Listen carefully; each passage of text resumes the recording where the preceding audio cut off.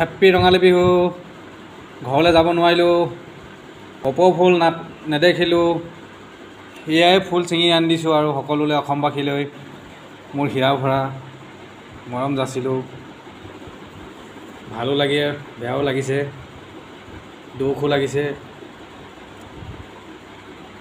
বাহিৰত থকা মানুহৰ এয়াই আৰু কি ক'ম।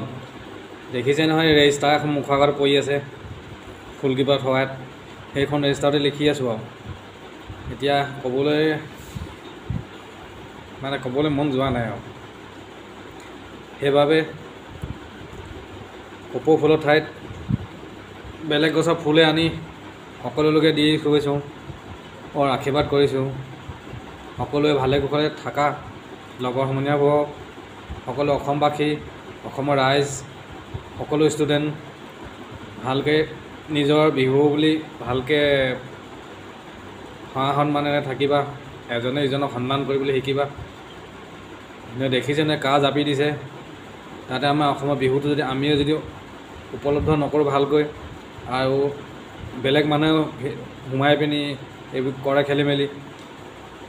এতিয়া মই এটা কথা মাজতে কৈ যাওঁ, আমাৰ যদি সমাজত বিহু উদযাপন কৰে, সেয়াত খেলি মেলি কৰাজন যদি সদায় পোৱা অনা অসমীয়াই হ'ব।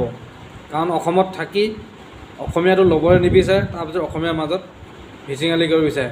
এইটো লক্ষ্য কৰিব প্ৰত্যেকজনে, আমাৰ নিজৰ ওপৰত, ল'ৰা ছোৱালীখিনিৰ ওপৰত, আৰু মৰম চেনেহ শ্ৰদ্ধাৰে ইজনে সিজনৰ প্ৰতি মৰম ৰাখিব। আৰু বিহুৰ শুভেচ্ছা থাকিল, ধন্যবাদ। ভাল লাগিলে শ্বেয়াৰ কৰি দিব, ছাবস্ক্ৰাইব কৰি দিব।